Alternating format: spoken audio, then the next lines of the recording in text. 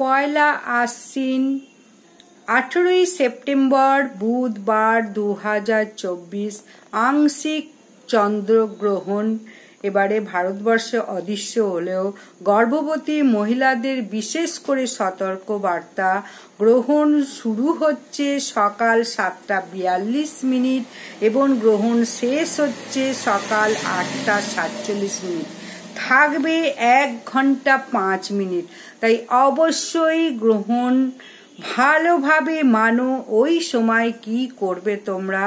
শুদ্ধ কাপড়ে শুদ্ধ বস্ত্রে অবশ্যই দাঁত মুখ মেজে তোমরা গীতা পাঠ, মহাভারত, রামায়ণ, ভাগবত এইসব পড়ো, মহামন্ত্র জপ করো ওই 1 ঘন্টা 5 মিনিট।